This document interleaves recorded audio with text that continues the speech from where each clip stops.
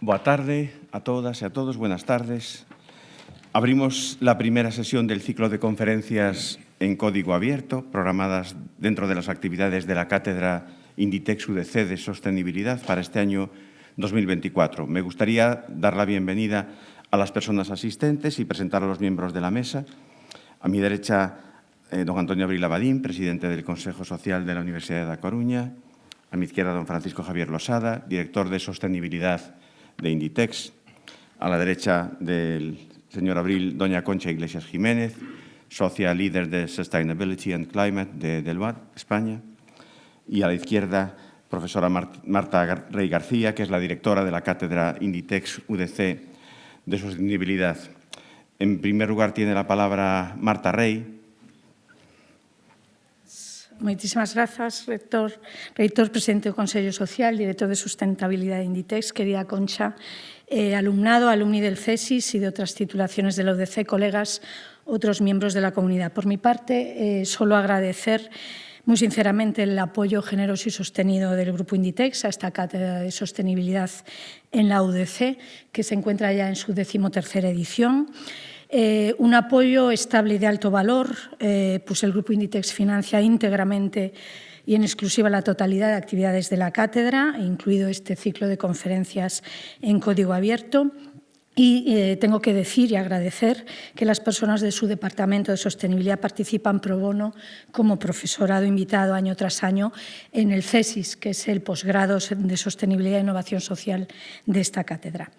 Es este apoyo incondicional y sostenido en el tiempo el que nos ha permitido crecer, mejorar e innovar cada año. Este curso hemos dado continuidad a innovaciones recientes, por ejemplo, los talleres de doble materialidad o de reporte de sostenibilidad del CESIS, pero hemos planteado además, por vez primera, nuevos contenidos relativos, entre otros temas, a innovación tecnológica sostenible y algoritmos verdes y responsables.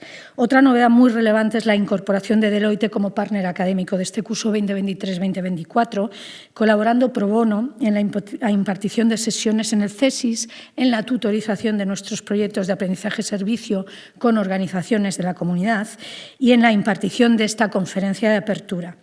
Sincero agradecimiento también a Deloitte, que personalizo en Concha Iglesias, nuestra ponente invitada. Un lujo tenerla con nosotros.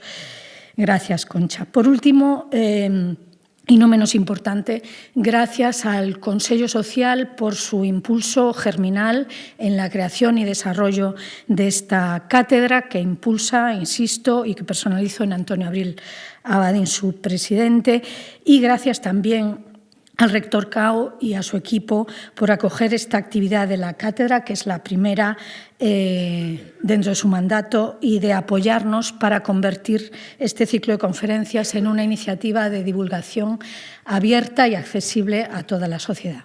Muchísimas gracias.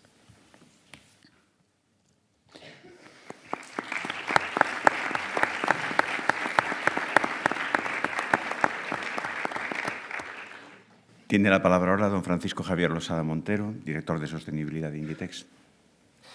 Moitas gracias, magnífico rector, señor presidente do Consello Social, señora vicerrectora, señora directora da Cátedra Inditex UDC, estimada ponente, estimados profesores, alumnos y alumni de la cátedra, estimados asistentes, buenas tardes.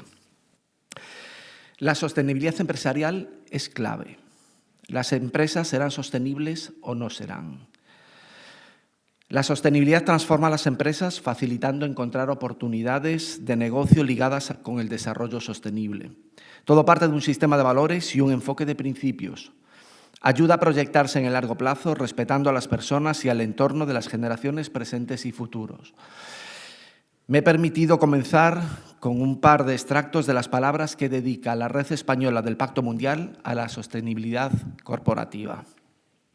Para impulsar esta transformación, el primer paso es entender el impacto de nuestras acciones en el entorno y en la sociedad y comprender cómo estas variables se integran en las empresas y en las organizaciones.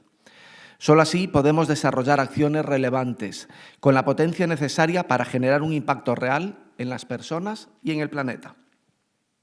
Es por eso que me parece especialmente relevante hoy contar aquí con la presencia de Concha Iglesias, un referente en este campo, al haber ayudado a múltiples organizaciones, tanto nacionales como internacionales, a definir sus ambiciones y hojas de ruta en sostenibilidad. Compartir su visión y su gran experiencia en la integración de las variables ESG en las empresas es un gran punto de arranque para esta primera sesión de En Código Abierto. Un inicio especialmente relevante en esta edición en la que Deloitte se incorpora como socio académico.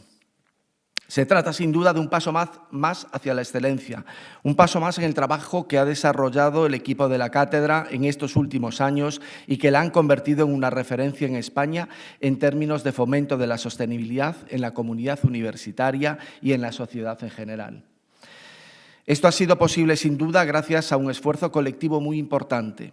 Por ello, quiero agradecer también la labor del Consello Social y especialmente de su presidente, Antonio Abril, y, por supuesto, al equipo rectoral de la Universidad de A Coruña, liderado hoy por el rector Cao. La labor durante estos años y la acertada gestión del programa que se ha convertido en un orgullo para Inditex. En Inditex entendemos que nuestro compromiso con las personas debe ir más allá de los límites de nuestro ámbito más esperable y trascender la actividad de nuestro sector. Este compromiso ha estado presente en nuestra compañía desde sus orígenes y evoluciona constantemente con el objetivo de impactar positivamente al mayor número posible de personas. La Cátedra Inditex UDC de Sostenibilidad es un gran ejemplo de nuestro compromiso con la educación superior de calidad y con un pilar esencial de la universidad, la investigación y la transferencia de conocimiento. Por último, me gustaría dirigirme a los 22 alumnos que formáis esta edición del CSIS. Espero que el curso que estáis realizando os dé la oportunidad de conocer los instrumentos, las herramientas y el comportamiento que se espera de una empresa y de una organización comprometida con las personas y con el medio ambiente. Para ello, creo que el mejor consejo que os puedo compartir es que aportéis lo mejor de vosotros, ya que el retorno que recibiréis de este curso será proporcional al esfuerzo que hayáis invertido. Estoy convencido de que a partir de vuestro trabajo, la cátedra os ayudará a desarrollar vuestra propia aproximación crítica a fenómenos tan complejos como son la sostenibilidad y la innovación social. Todos aquí esperamos lo mejor de vosotros y la sociedad actual y las generaciones venideras os lo agradecerán. Muchas gracias de nuevo y mucha suerte a todos.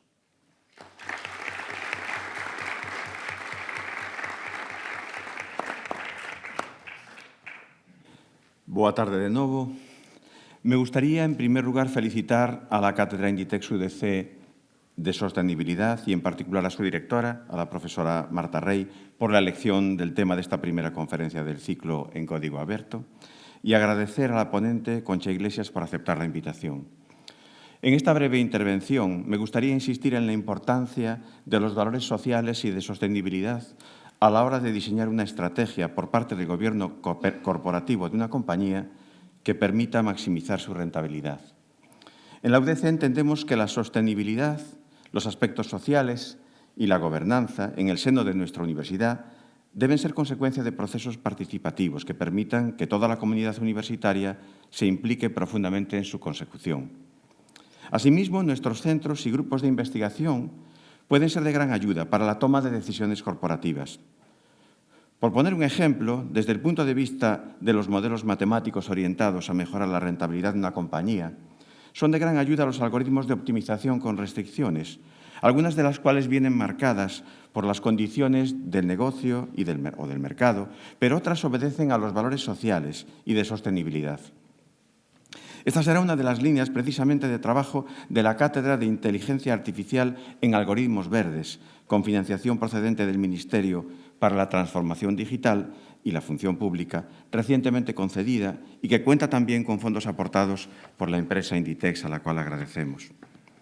En esta cátedra se planteará tanto el diseño de algoritmos eficientes y sostenibles que sean capaces de ejecutar sus propósitos de análisis de datos, gestión de los mismos o aplicaciones de inteligencia artificial, como la propuesta de algoritmos cuyo objetivo sea precisamente el análisis de situaciones en las que la eficiencia energética pueda conseguirse mediante la toma de decisiones adecuadamente informadas, gracias a procedimientos complejos de análisis de datos, por ejemplo. Sin más dilación, le doy la palabra al presidente del Consello Social, don Antonio Abril Abadín, quien presentará a la ponente de hoy y moderará la fase posterior de preguntas y respuestas.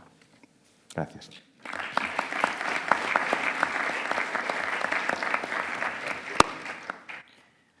Buenas tardes, rector, ilustres miembros de la mesa, amigas, amigos, en especial alumnos del CESIS. Yo efectivamente voy a presentar a Concha Iglesias Jiménez con una breve lectura de su currículum, pero antes permitidme decir que este tema del que vamos a hablar hoy a mí me es especialmente grato. Yo recordaba, y creo que lo hemos comentado también cuando tuvimos oportunidad de tener la clase sobre el buen gobierno de las instituciones, que hace 20-25 años, que no es mucho para algunos de los que estáis aquí, pero realmente es muy poco tiempo, estábamos hablando de algo que nacía en la sociedad española, que era la responsabilidad social corporativa. Admitíamos que ese compromiso con los más desfavorecidos, como en general se valoraba, pues podía tener sentido en el ámbito privado, pero desde luego cuestionábamos que lo tuviera en el ámbito público. Hablábamos entonces de que su gran aportación era que, a diferencia de lo que hasta entonces había o podía haber, que era la mera filantropía, la donación que reducía la cuenta de resultados para favorecer a personas desfavorecidas o en riesgo de exclusión, la responsabilidad social exigía el gestionar con criterio empresarial, es decir, con los mismos criterios con los que se gestionaba el core business del negocio de la empresa, la ética, la transparencia, la rendición de cuentas, el equilibrio de poderes, es decir, el good governance, el compromiso social con los más desfavorecidos o en riesgo de exclusión vinculados al modelo de negocio y, en todo caso, el compromiso medioambiental, es decir, no causar daño al medio ambiente y allí donde se causara, pues compensar. Lo que ha venido después es una evolución realmente espectacular. Criticamos durante mucho tiempo el good governance porque estaba excesivamente regulado. Decíamos que solo se podía hablar de responsabilidad social en la E y en la S, pero no en la G, en los temas medioambientales y en los temas sociales. Y lo que ha venido después pues, es una tremenda regulación también de la parte social y de la parte medioambiental. Eso probablemente Concha lo va a citar en el día de hoy, pero ahí tenemos, y vosotros lo conocéis, pues esa gran característica de Europa que es su afán regulatorio. Ahí tenemos esa debatida directiva sobre el reporte de sostenibilidad de las empresas. Ahí tenemos ese compromiso de debida diligencia que se le exige a las empresas en temas medioambientales y en el cumplimiento de la ética y de los derechos humanos en la cadena de suministro, en la cadena de producción. En definitiva, retos complejos para las empresas en el cumplimiento y en el reporting. Un tema realmente apasionante. Es un verdadero honor tener hoy con nosotros a Concha. Yo le decía que la había escuchado hace unos días en una intervención que tuvo en el ICA, el Instituto de Consejeros Administradores, institución de la que yo os hablé, si recordáis, cuando tuvimos la clase, porque ella hizo un valiente resumen, porque tuvo 5 minutos de tiempo para hacerlo, sobre las novedades precisamente en temas de sostenibilidad y cambio climático y compromiso climático de las empresas a lo largo del año 2023, los cambios regulatorios a lo largo de 2023 en España.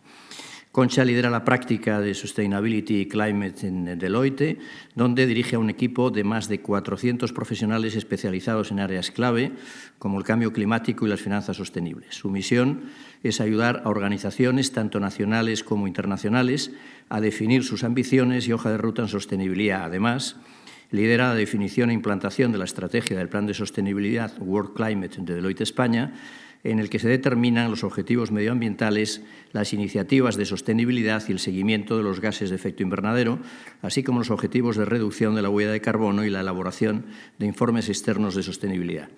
Concha también colabora estrechamente con diversos equipos para involucrar a todos los profesionales de la firma en la lucha contra el cambio climático. Asimismo, es miembro del Comité Directivo Global del Sustainability Climate, así como del Regulation Hub de EMEA de Deloitte y forma parte del Comité de Expertos de la Fundación SERES, compuesta por líderes empresariales en el campo de la sostenibilidad en España. Por supuesto, yo tengo que dar las gracias a Inditex por su compromiso, por su generosidad. También tengo que dar las gracias, no sé si es la expresión más adecuada, pero lo siento así, a la Universidad de La Coruña por su compromiso en materia de sostenibilidad y por todo lo que representa la construcción de la ética de la institución. El otro día yo leo muchos informes sobre las universidades españolas La UDC está entre las 5 universidades españolas, tanto públicas como privadas, más comprometidas con la sostenibilidad y con la protección del medio ambiente. Es un tema realmente muy meritorio y yo creo que hay que reconocerlo así. Una cosa, es decir, al término de la intervención de Concha tendremos un turno de preguntas.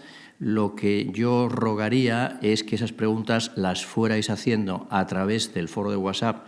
Tenéis a todo lo largo de la sala la manera de entrar a él para que yo las pueda ir ordenando y sacar el partido de ellas y que las pueda formular de la mejor manera posible, porque si todas se hacen al final es muy difícil ordenarlas y poderle sacar partido de ellas, que seguro que son muy interesantes. De manera que a ver si podemos hacerlo así. Y Concha, cuando tú quieras, muchísimas gracias por estar aquí, un honor, y te escuchamos. Pues muchas gracias a todos por la introducción. El placer es mío estar aquí en esta universidad y el placer de ver la sala llena. Espero que de gente que esté trabajando con nosotros en un futuro próximo, ¿no? Entonces, lo que voy a hacer es, si os parece bien, me voy a levantar para acercarme un poco y para hacerlo más dinámico. El título, Palanca Estratégica de Competitividad, es en sí mismo ambicioso, ¿no? Yo creo que estamos en un momento efectivamente de convulsión. Yo creo que está superado, ¿no?, la duda de si efectivamente el ESG es relevante o no. Yo creo que eso ya está superado. La pregunta que hay ahora, porque en función de a quién le preguntes, sobre todo si hablamos ahora en el mundo inversor, es si de verdad es una palanca de competitividad o no.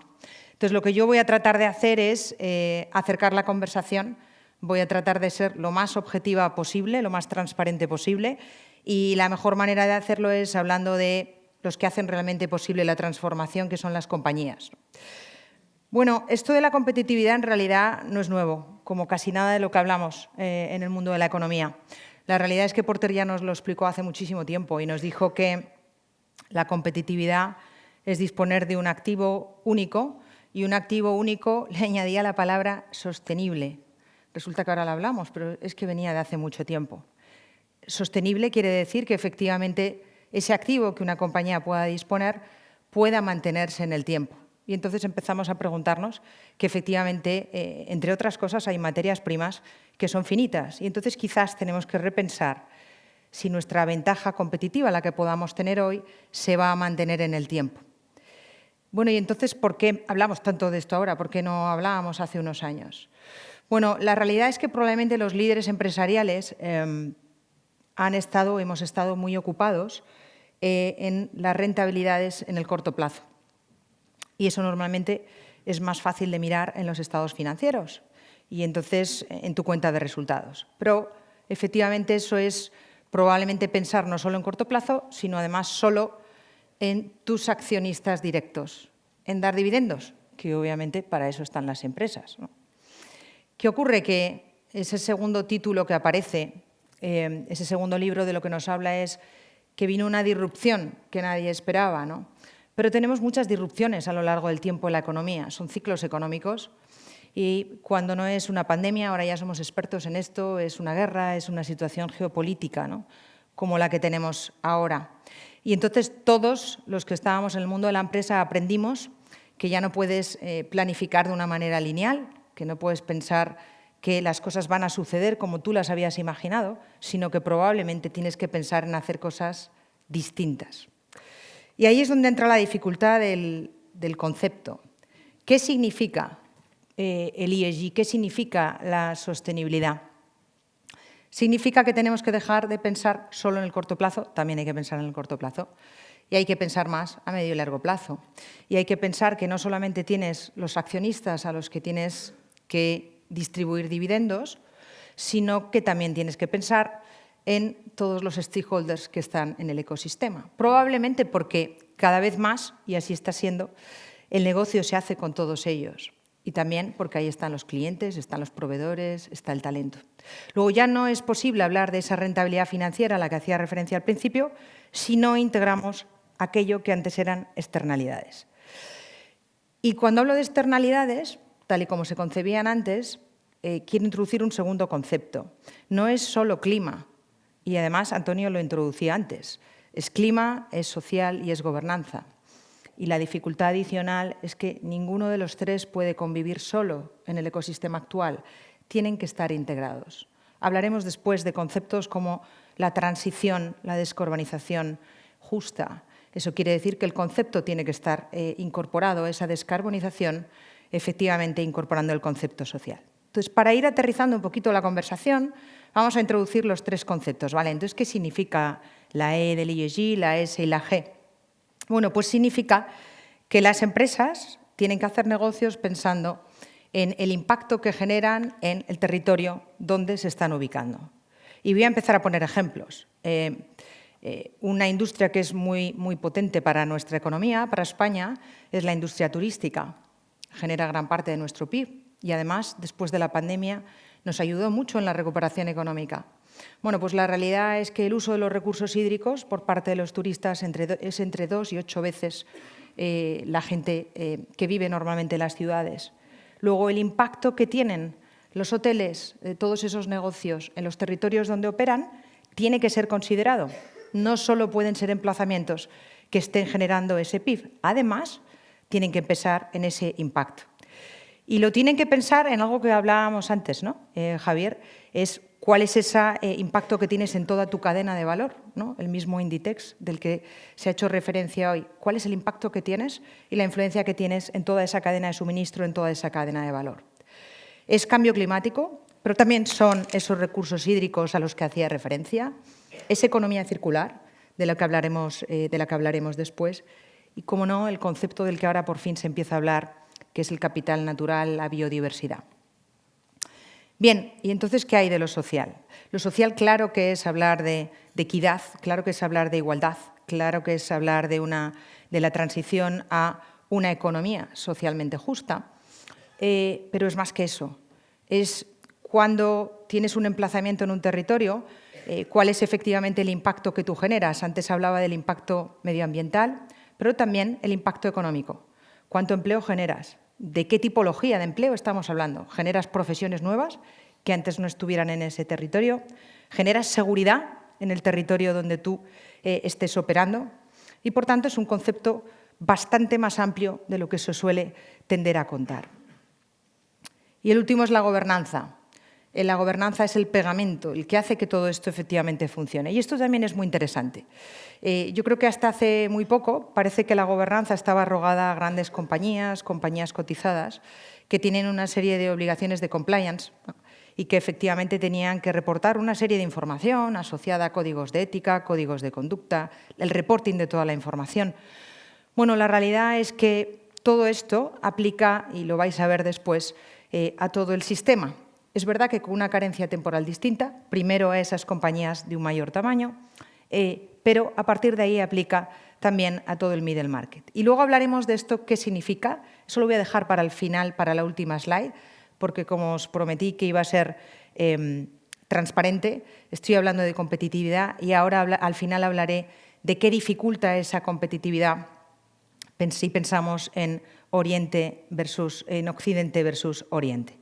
Luego, segundo concepto, superada esa evolución y explicado ese concepto de competitividad, esos tres conceptos que se incluyen en el ESG, introducía antes algo y decía, tenemos que trabajar, tenemos que pensar, tenemos que operar en las empresas de manera distinta. Esto es tremendamente complejo y es lo que prácticamente ninguna compañía es capaz de hacer de una manera evidente porque no es sencillo. La realidad es que no es que tengamos que ponernos en modo futurólogo, predecir el futuro, pero sí tenemos que pensar, como decía antes, que trabajar con un concepto de prosperidad compartida, trabajar con una visión de cuidado del planeta y, cómo no, teniendo en cuenta todo lo que es ese ecosistema, todo ese entorno que nos puede afectar a nuestro negocio, es relevante. ¿Y eso cómo se hace? Porque conceptualmente en una slide se pinta muy bien, pero ¿y cómo las empresas piensan de manera diferente? ¿Cómo integran departamentos? ¿Cómo colaboran entre sí? Pues este es el concepto que trata de integrar toda esta reflexión. La sostenibilidad hasta hace tiempo, efectivamente hace unos años, era un concepto más reputacional, más comunicativo. Ahora, teniendo en cuenta que es un concepto estratégico, requiere que sea liderado por áreas fuertes dentro de las casas, que formen parte efectivamente de los comités de dirección y que integre a todas las áreas de negocio y que efectivamente le haga ver a esas áreas de negocio que aquí efectivamente existe una oportunidad. Para eso luego lo hablaremos, y lo hablábamos antes también, que efectivamente la regulación, si se entiende bien, nos debería ayudar, ¿no?, a provocar o a producir ese impulso. Bien, como hasta aquí lo que os he contado es lo que estamos viendo en el mercado, lo que vamos a ver, si os parece, es una encuesta que hemos hecho a más de 2.000 directivos a nivel mundial para que, dicho en sus palabras y además en inglés, que siempre suena más pomposo, cómo lo ven los líderes de las diferentes empresas. Over the last year, global executives have faced a number of challenges, from economic uncertainty to geopolitical conflict to talent shortages and the lingering effects of the COVID-19 pandemic. Added to these headwinds is climate change, which weighs heavily on the minds of C-suite leaders around the world. Deloitte's annual global survey of more than 2,000 C-suite leaders found that 62% of leaders feel worried about climate change all or most of the time. Not only are their organizations feeling its negative effects, but 82% of executives say they've been personally impacted by extreme climate events in some way, and their stakeholders are pressuring them to act. Although companies are taking steps, they're struggling to move the needle. Leaders are grappling to understand where to focus efforts, how to break through barriers, and how to think about sustainability as an opportunity, not a cost. Accelerating the green transition requires business leaders to lead the way. This means influencing and empowering their stakeholders to get involved in the work, building trust by taking credible climate actions, investing in climate technology solutions, and collaborating across sectors, industries, and regions to drive holistic, systems-level change. The worry that leaders feel about climate change should serve as a catalyst for continued action. Together, we can build vibrant economies that are sustainable well into the future. Bien, entonces, ¿qué significa el ESG? Había una palabra, una expresión por ahí que me gustaba mucho y que la conversábamos también antes en el previo, que es crear confianza en el sistema realizando acciones que efectivamente sean creíbles en torno al clima. Lo que no puede ser ESG es lanzar al mercado una serie de compromisos que no sean medibles, que no sean traccionables y que no sean trazables y que efectivamente no, de alguna manera, no sean monitorizables. Requiere que realmente se produzca una influencia, un empoderamiento en todo el sistema. Y decía que esto afecta a todas las empresas, grandes empresas, middle market y los diferentes stakeholders. Y efectivamente necesitamos empresas, ¿no? Y aquí hay una muy presente en esto, que lidere esa transición. Son los market makers, son las grandes compañías en los sectores quienes tienen que de alguna manera liderar ese camino, invertir, anticipar, para que efectivamente luego pueda haber una evolución de los diferentes sectores y de la economía. Y aprovechar, ¿por qué no?, esa preocupación que ahora sí hay. Esto decía que no es nuevo, pero ahora parece que está encima de la mesa y encima de las agendas corporativas. No hay otra manera para dar respuesta a retos complejos, decía, dentro de las empresas, que integrar departamentos. Pues si ese concepto lo traslado al mundo exterior de las empresas, que colaborar entre sectores e industrias. Si os dais cuenta, cada vez más los sectores están mucho más cercanos, cada vez tienen que trabajar a través de alianzas o métodos de colaboración. Lo decía ahí muy bien, y voy a tratar de ejemplificar ahora con ejemplos, por qué no es un coste, por qué efectivamente es una oportunidad. Pero sí que voy a ser honesta al final de la presentación y voy a explicar cómo efectivamente el diferente timing temporal entre Oriente y Occidente hace y requiere que efectivamente las empresas tengan una hoja de ruta muy clara y que tengan también ayuda, incentivos, financiación, que les ayude a ser competitivos en un tiempo en el que efectivamente la regulación puede que esté siendo no homogénea en los territorios. Centrando esfuerzos y focalizando esfuerzos en aquello donde las compañías de verdad pueden ser diferenciales. Esto es tan grande que no puede ser, como siempre, el mejor absolutamente en todos los tópicos de sostenibilidad, probablemente solo en algunos. Y, cómo no, invertir, financiar, innovar toda esta transición. Bien, vamos a aterrizar un poco más la conversación. Hecha la visión transversal Y entonces, ¿cómo pueden las empresas maximizar el impacto? Bueno, pues en la hoja de ruta el principio creo que ha quedado claro porque lo he repetido varias veces, ese cambio de mindset, de distribución al accionista a valor compartido, creación del valor compartido hacia el resto de los stakeholders. Y eso es impacto en los territorios. ¿Cómo vamos a tener una contribución positiva? Contribución positiva entendiendo los 3 conceptos. Contribución en descarbonización, integrando el concepto social. Y si lo aterrizamos un poco más, eso va a implicar siempre que todas las empresas tengan una hoja de ruta en descarbonización. Todas es todas. Incluido Deloitte, que decíamos antes, una empresa de servicios profesionales, tiene su hoja de ruta de descarbonización. Cada uno de vosotros y cada una de las empresas puede hacer algo para llegar a la neutralidad en los objetivos de la Agenda 2030. Hay que planificarlos y, efectivamente, hay que trazarlos a partir de ese compromiso. Y también, cómo no, cuáles son las oportunidades que se pueden generar en torno a la circularidad. Tampoco es un concepto nuevo. Hay muchísimas empresas que efectivamente eran eficientes porque fomentaban la circularidad de sus procesos. Lo que sí existe ahora es una oportunidad probablemente en llevar más al frente la circularidad de determinados materiales, la circularidad de recursos como, por ejemplo, los recursos hídricos, que en nuestro territorio, por ejemplo, es un gran reto como país. Y preservar la biodiversidad, pero no de una manera filantrópica. Muchas de las empresas tienen materias primas que efectivamente, y he mencionado una, los recursos hídricos, en el mundo textil, todos los materiales que son necesarios, el algodón y otros materiales que al final requieren efectivamente de esa circularidad. Y queda al final, pero es necesario para todo este proceso, por eso empezaba por ahí lanzándose el guante. Ninguna de las transformaciones que hay ahora mismo encima de la mesa, y ahora os voy a poner ejemplos de las diferentes industrias, se puede hacer si no contamos con un talento probablemente muy distinto al que estábamos acostumbrados. Yo en el equipo hay una cantidad de ingenieros de diferentes tipologías que no sabía ni que existía, pues probablemente van a tener que existir otras tantas, porque la especialización que requiere la transformación de la que estamos hablando efectivamente requiere unas capacidades distintas.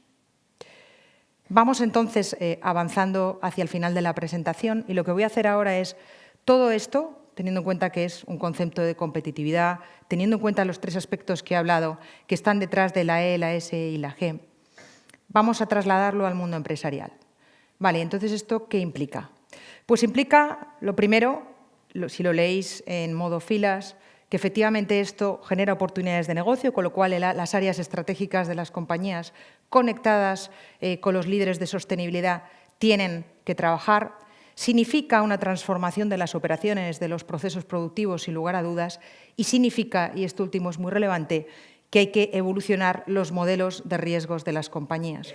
De esto están aprendiendo mucho los bancos, ¿no?, que llevan mucho tiempo trabajando, sirviendo a los requerimientos del Banco Central Europeo, de la EBA, que ahora a través de los modelos de stress test les dice tienes que poner todavía más foco en cómo modelizas y cómo cuantificas tus impactos. Y debajo de los bancos están las carteras, los subyacentes y, en definitiva, las empresas.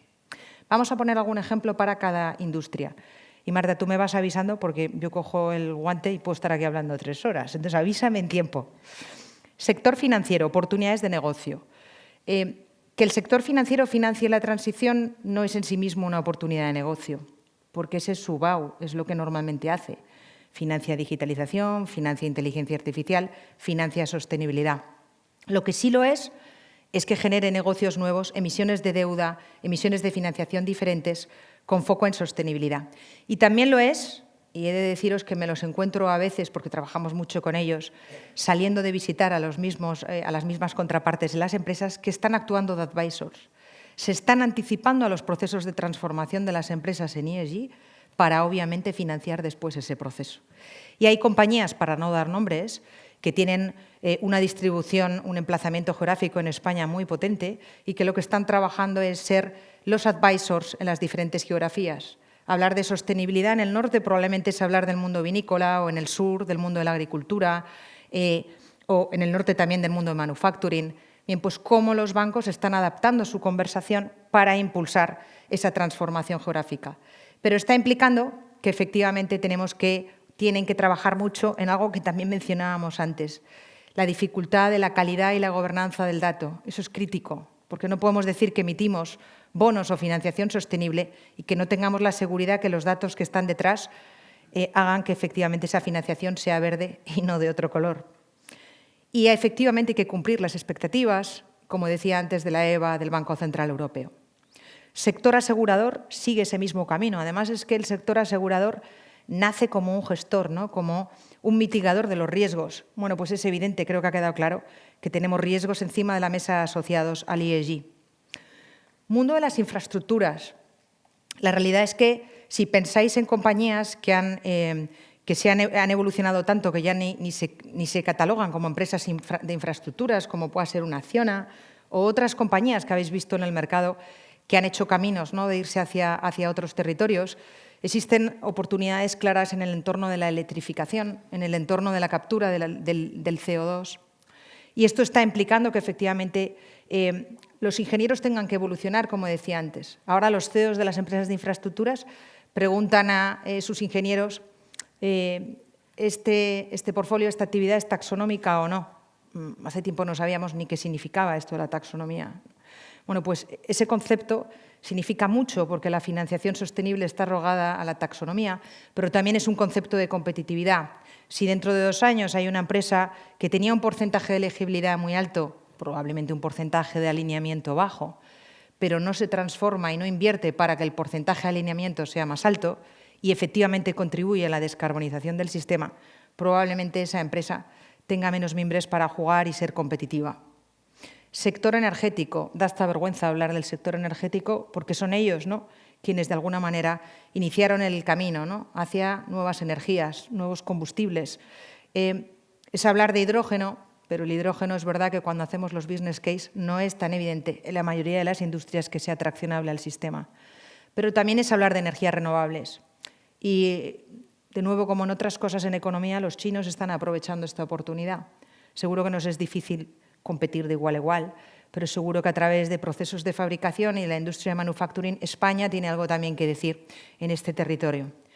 Y no podemos dejar atrás consumo, distribución, todo el mundo retail, todo ese proceso de economía circular a la que hacía referencia antes, para el que necesitamos obviamente a los consumidores en el centro, que efectivamente cada vez más son más proclives, ¿no?, al interés por esta tipología de productos. Bien, y entonces en todo esto, ¿qué rol juega la regulación? Y voy terminando. He visto alguna cara de wow, perdonar porque es pequeño, pero es que es imposible de meterla en la slide de otra manera, y en sí mismo cumple su función. Hay una agenda regulatoria brutal, pero la voy a explicar de manera muy sencilla. He tratado de ponerla en colores. Veis abajo que existen diferentes tipologías de medidas, y más allá de que ahora veremos qué cosas sí deberíamos de pedirle al regulador que cambiara, porque si no esto no ayuda, aquí hay cosas que sí ayudan. La agenda regulatoria es una agenda que está detrás de todo lo que acabo de decir, con lo cual, de alguna manera, debería ser objetivable. Hay medidas generales que te hablan de, obviamente, del Pacto Verde, el Green Deal, los objetivos de descarbonización a los que tenemos que llegar. También tenemos el Plan de Economía Circular, o el Plan de Movilidad, o el Plan de Finanzas Sostenibles. Bien, luego tenemos medidas generales que objetivan cada una de las cosas que he ido contando. Pero luego tenemos también medidas particulares para todo lo que es cadena de suministro. No sirve de nada que tú digas que estás haciendo un proceso de descarbonización. Pensemos, por ejemplo, en el sector energético. Si tiene empresas detrás, más de 13.000, casi 14.000, y ellas no lo hacen, probablemente exista un problema en tu comunicación. Os voy a poner un ejemplo que seguro que para los futboleros es más fácil de seguir. Cuando se hizo la Copa del Mundo de hace unos años, ahora estamos haciendo el plan estratégico del siguiente campeonato del mundo, lo que vimos es que había estadios construidos, no estaban construidos con materiales sostenibles, claro que no, porque es mucho más caro, esperemos que a futuro esto pase, pero lo preocupante no era solo eso, era la cadena de suministro, cómo se fabricaban esos estadios. Y hubo empresas que tuvieron consecuencias y no solo reputacionales por fabricar de esa manera. Luego, ¿cuáles son las medidas de cadena de suministro para poder trabajar en todo esto? La directiva de debida diligencia a la que hacía referencia Antonio está en stand-by y ahora empezaré a introducir ese concepto de las diferencias de visión, en este caso entre alemanes y franceses. Me da igual, la realidad es que cadena de suministro va a tener que aplicar los criterios, sino a través de la siguiente directiva a la que hago mención, que es también sencilla de explicar. Decía al principio, para ir conectando al principio de mi conversación, que los líderes empresariales trabajaban hablando de rentabilidad financiera, porque es lo que me daba el resultado al corto plazo. Y esto era casi fácil de medir, ¿no? Porque al final bueno, puedes comparar las empresas mirando el EBITDA, mirando los ingresos. Hay 3 o 4 captions que te permiten comparar las empresas. Pero tú te vas a la información no financiera hasta ahora y ahí no hay, no hay nadie que pueda entender eso de una manera sencilla. Bueno, pues eso es lo que busca la regulación, que eso no pase. Que haya un etiquetado, igual que con la taxonomía, que permita comparar a las compañías. Y eso es CSRD. Son 12 estándares, donde en cada uno de los estándares integra todo aquello que tienes que reportar. Por poner un ejemplo, en el 1 encontrarás todo lo que tienes que hacer en torno al clima, o en el 5 todo lo que tienes que hacer y reportar en torno a la circularidad.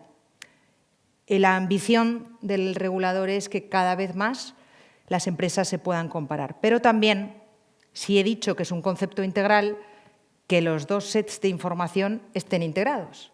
Y que si tú tienes un riesgo climático, entonces tendrá que estar registrado en el balance, porque probablemente alguno de tus activos pueda tener un deterioro de valoración. Y, por tanto, es importante el caminar hacia esa integración. Bien, y entonces con todo esto, dije al principio que era un proceso competitivo, que daba oportunidades, he tratado de ejemplificarlas, pero falta algo en mi relato que lo haría probablemente menos creíble, y termino aquí. Ya he dicho que no es sencillo, que integra diferentes departamentos, que requiere colaboración entre los diferentes sectores, pero no acaba ahí la dificultad. La problemática es que no todos los territorios están entendiendo esto de la misma manera, y si lo asociamos a Oriente-Occidente, efectivamente la visión no es la misma. Entonces, claro, desde la perspectiva de protección de valor o de soberanía, ¿cuál es la respuesta de las empresas? Porque hay muchos CEOs, cuando hablamos con ellos, que dicen, no, esto está muy bien, pero es que yo, mira, en el mundo del acero tengo este problema porque cuando compito con este es mucho más barato que yo. Y yo efectivamente estoy invirtiendo en todo esto, pero eso me hace menos competitivo. Bien, aquí me gustaría explicarlo de manera de nuevo sencilla. El concepto de competitividad espero que haya quedado claro. Las oportunidades, tanto desde la perspectiva de ingresos como de la perspectiva de la eficiencia, están claras. Lo que sí es verdad es que el momentum y el timing hace que si no gestionas bien este proceso puedas efectivamente perder competitividad.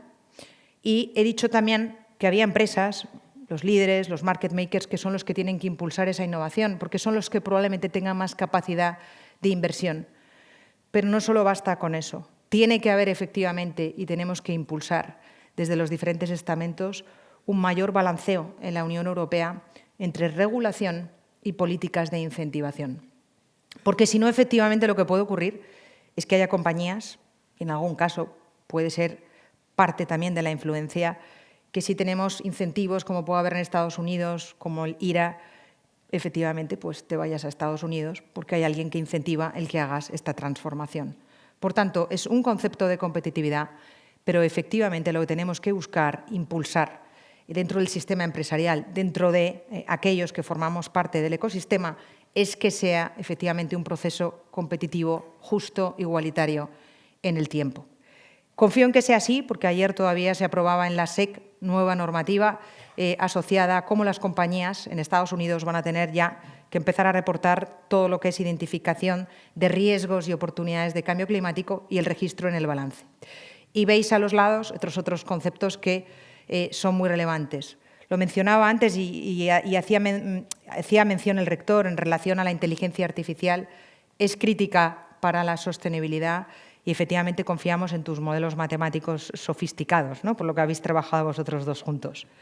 Y a la derecha, importante, no puedo dejar de hacer una mención, por supuesto, no solo a tener siempre en el centro a los consumidores, pero sí me parece muy importante más por cómo es nuestra economía en nuestro país, el impulso al mundo PYME, al middle market. Lo que no puede ser es que sea la pequeña y la mediana empresa la que realmente tenga que tirar efectivamente de todo este mare magnum regulatorio al que hacía referencia antes, porque todo esto tiene un coste y no es un coste menor. Y, por tanto, como decía antes, necesitan trabajar, necesitan el impulso de los líderes de los diferentes sectores, necesitan esas políticas de incentivación y necesitan también esa financiación sostenible. No sé, Marta, cómo vamos en tiempo, pero yo lo tenía hasta aquí. O sea que ha quedado perfecto, son 45. Bueno, pues muchas gracias a todos y ahora pasamos al turno de preguntas.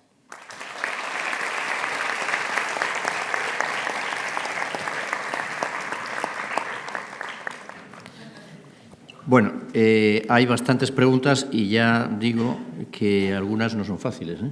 Vale. No. ¿Pero por qué me miras a mí? Mira No, porque las vas a tener que responder tú, me imagino. Vamos, yo desde luego las veo complicadas. Bueno, una primera, vamos a ponerla como frontispicio porque de alguna manera ya la hemos sacado aquí. ¿Esto de aplicar estrategias ESG es solo para las empresas privadas o también afecta al sector público? Bien, afecta a las empresas privadas y afecta obviamente también al sector público. Resumiendo mucho la regulación, empresas PIEs, empresas de entidades de interés público de más de 500 empleados, les aplica en primera instancia ya en el 24 con cierre sobre el cierre del 23 y a partir de ahí cada año van entrando el resto de las compañías con los diferentes tamaños. Con lo cual, aplica a todas las compañías, público-privado, grandes, medianas y pequeñas, en diferentes horizontes temporales. Bueno, una segunda pregunta que yo creo que ya está respondida después de que se hubiera hecho y es cómo valoras la reciente paralización de la directiva sobre debida diligencia ante la inesperada abstención de Alemania y especialmente considerando que ya había habido una cierta reducción de su ambición o de su alcance para tratar de conseguir un acuerdo. La realidad es que alguien me decía, alguno de los que están ahí en la sala, que puede ser algo negativo para todos los que realmente están convencidos de cómo hacer la transformación dentro de las empresas, ¿no? Porque esto te ayuda, no eres tú el que va con la bandera dentro de la empresa diciendo lo que hay que hacer. Y la regulación siempre es una palanca que por lo menos en Deloitte la entendemos como el impulsor del cambio, ¿no? Y el que te permite también, si lo utilizas como una palanca estratégica, como un medidor de tu buen desempeño. Me preocupa, y lo decía antes, relativamente poco, en el sentido de que el CSRD ya está aprobado, el SRS2 ya está estableciendo bastantes más exigencias de las que teníamos hasta ahora en debida diligencia en la cadena de suministro. Sí es verdad que no es obligatorio reportar la debida diligencia, pero sí todos los procesos, con lo cual de una u otra manera vamos a tener que reportarlo. Y también pienso que saldrá adelante, probablemente con una forma distinta, probablemente aplicando a empresas, las empresas de menor tamaño les va a aplicar más allá en el tiempo, la carencia va a ser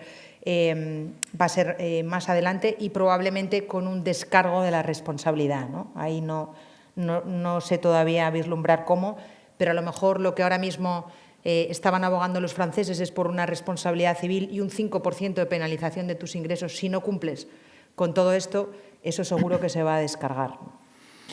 Bueno, una pregunta que a mí me parece muy interesante y yo me voy a permitir ampliar.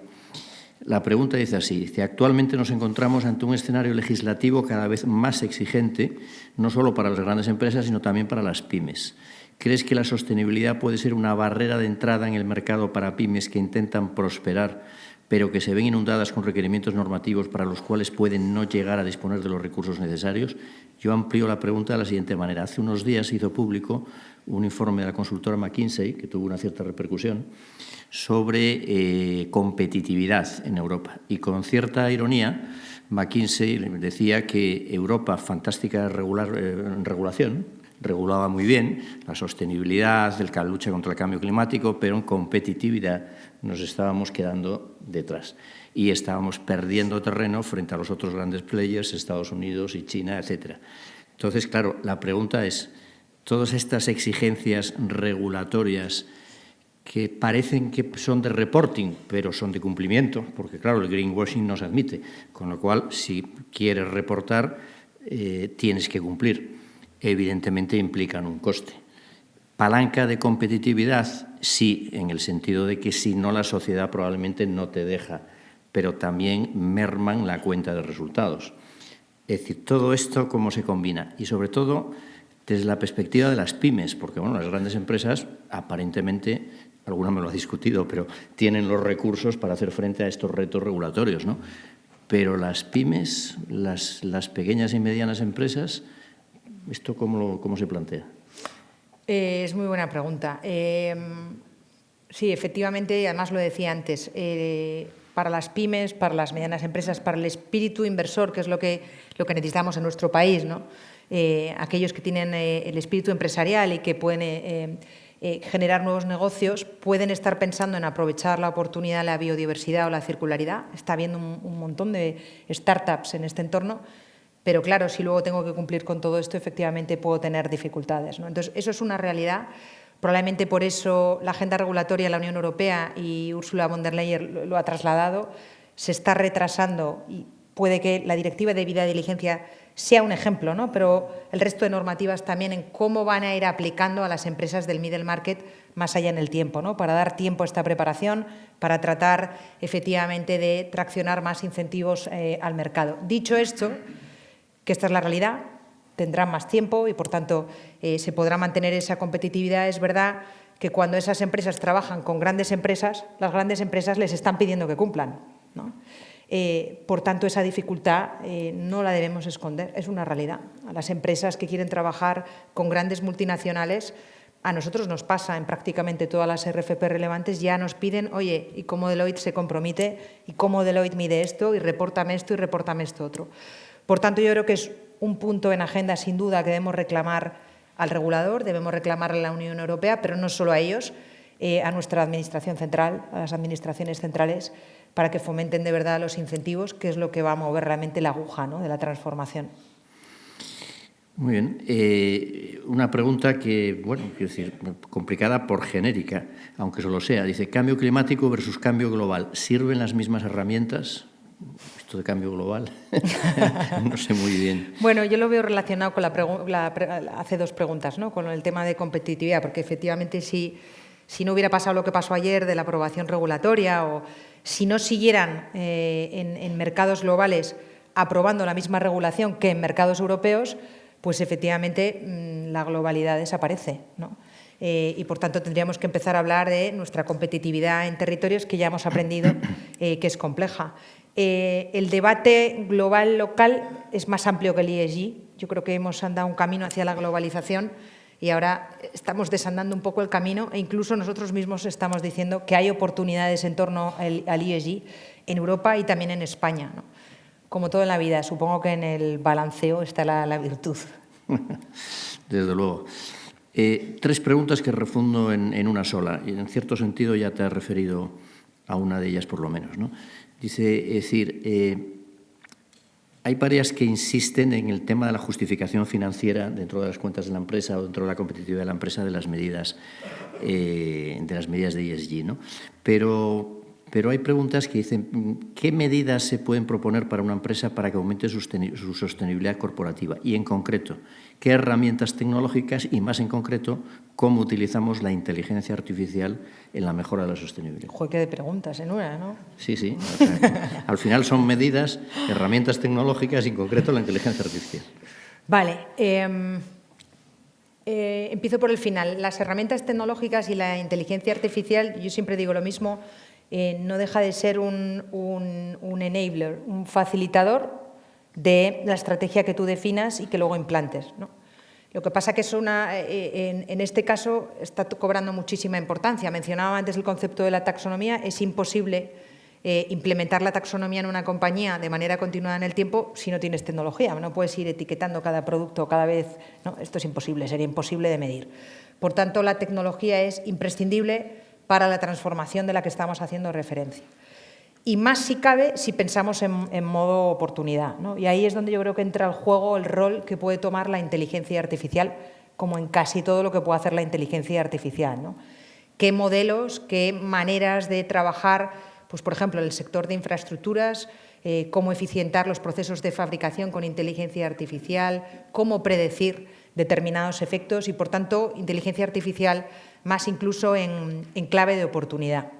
Y la primera parte me la he olvidado. Era en general medidas para... Yo creo que apunta la pregunta a pymes, o sea, es decir, a empresas pequeñas y medianas. Vale, o sea, al final yo creo que decía antes, y lo ejemplifico en Deloitte, al final cualquier empresa, igual que cualquiera de nosotros, por eso no vale escurrir el bulto, tiene que acometer medidas que fomenten todas esta transformación. Entonces, cualquier empresa tiene, por ejemplo, una empresa de servicios profesionales, pues muchos viajes a nivel global, ¿no? Nosotros somos más de 400.000 empleados.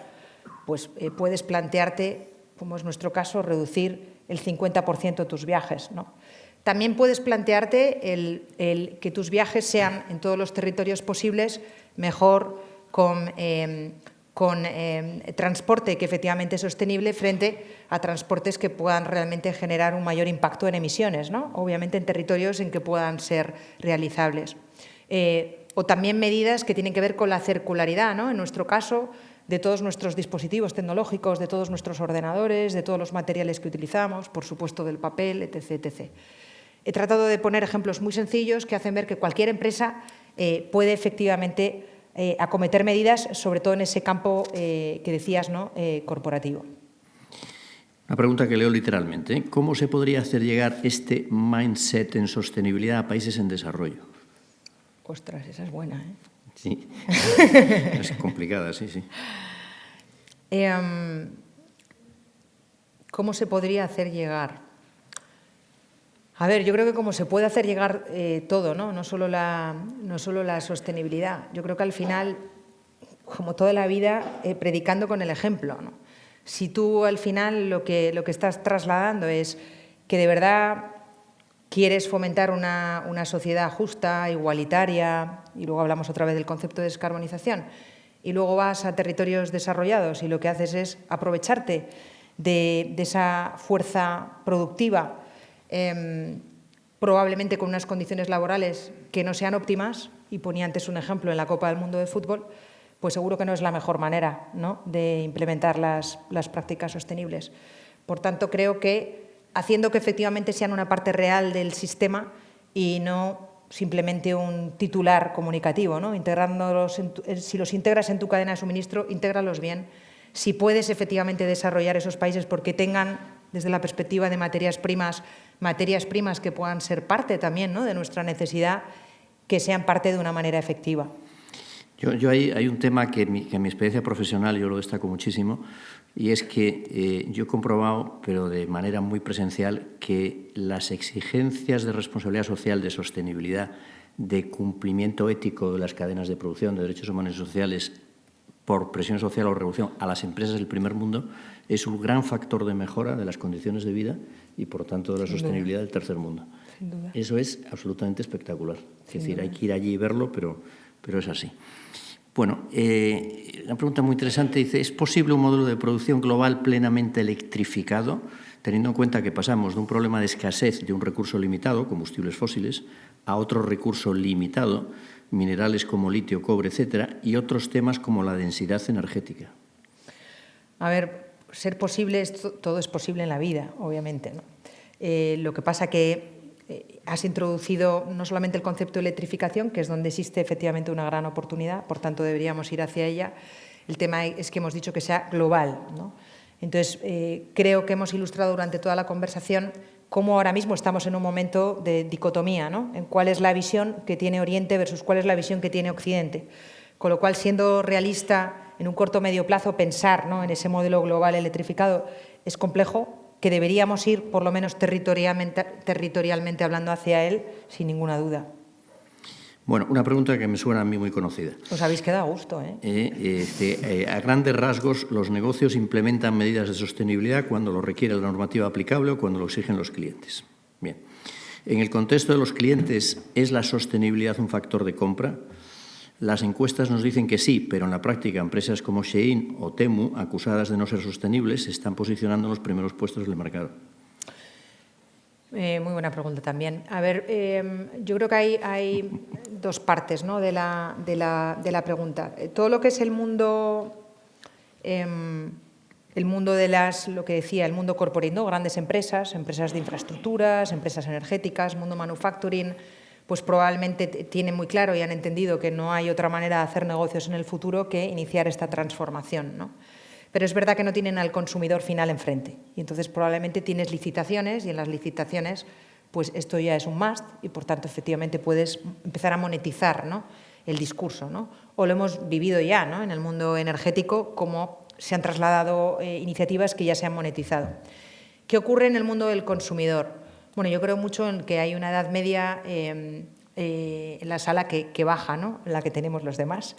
Las nuevas generaciones son muy proclives a esto, pero es verdad, de nuevo, con transparencia, que otra cosa es estar dispuestos a pagar más, ¿no? Entonces, yo siempre digo lo mismo en esto. Yo creo que cualquiera de nosotros estamos dispuestos a pagar más si lo que te dan tiene un valor adicional. Y entonces lo que probablemente hay que ser más acertados en cuál es ese valor adicional que estamos dando en determinados targets. Y hay targets y productos que ya funcionan y que ya efectivamente hay un mayor apetito o deseo, ¿no? Pero si no hacemos eso, si no integramos de verdad todo este valor que estamos diciendo y eso lo trasladamos al consumidor, es verdad que en el corto plazo no se está materializando en que estén dispuestos a pagar más. Claro. Bueno, ya la última pregunta está en inglés, ¿eh? Has the global warming con M become a global warning con N? Lo aclaro para que no haya duda. Está bien para terminar, ¿no? No. Bueno, espero que después de toda la conversación la respuesta sea no, ¿no? Pero espero haberlo ejemplificado, explicado un poco mejor. Lo que sí es verdad, poniéndome seria, es que efectivamente tenemos retos, tenemos oportunidades, pero tenemos efectivamente las empresas líderes de nuestro país, también aquellos que formamos de una u otra parte, de otra manera, parte del sistema, tenemos que tratar de influir en organismos europeos, en aquellos que luego nos traccionan la regulación y nos imponen obligaciones, porque que efectivamente no debe convertirse en una preocupación, sino en una ocupación, es una realidad, pero no lo pueden hacer solo las empresas.